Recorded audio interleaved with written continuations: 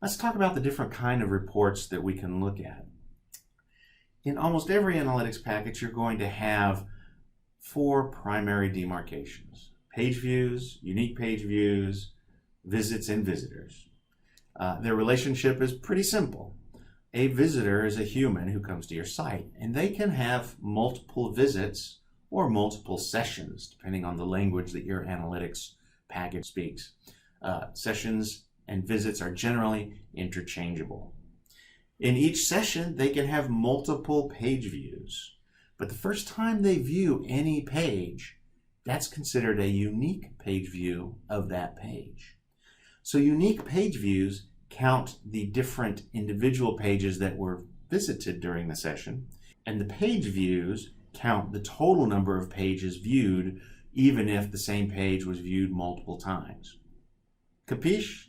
We also want to make sure that we don't mix two kinds of reports. There are session reports and page view reports, or hit level reports. So a session report is anything that is unique to a session. A page view or a hit report can have multiple events during a session. Here's an example. During a session, only one person is coming. Yes, someone can get up and someone else can sit down at their computer, but there's a certain set of demographics that we're keying on that is tied to that computer. So there's only one kind of person with certain demographics that's coming during a session, and we don't expect that to change during the session. The referrer is unique to a session.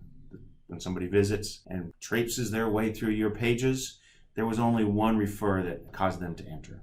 Only one source, one channel source. Was it paid search? Was it email? Was it social media? There can only be one ad campaign that took them there at that moment. Now, they may have been influenced by other ad campaigns, but for our sessions report, it is the most immediate campaign that brought them there that is of interest to the session.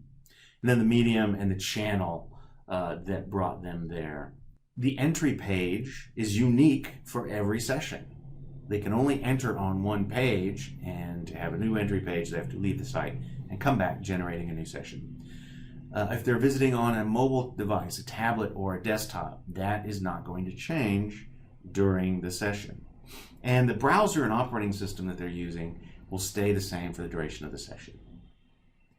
Likewise, the page they exit on, the last page they view before the session expires, or before they navigate away, is session-based. And the revenue generated during that session doesn't change. It's relevant to the session and not to individual pages, although there are ways of calculating the value of pages. Now we look at the hit level, or the page view reports. Of course, the page view, any clicks that we're tracking, any events, any downloads, form fills, any occurrences of site search, these can all happen multiple times during a session.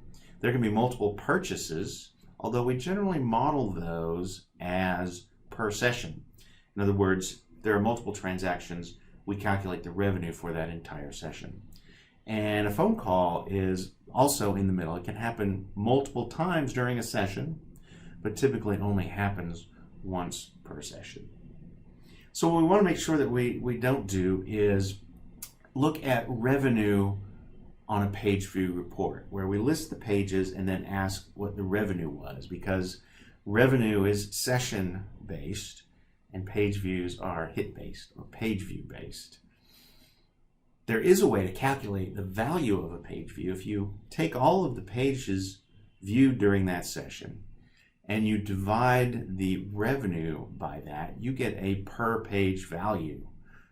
Page's contribution to revenue. And that can help you understand the value of pages in a page view report.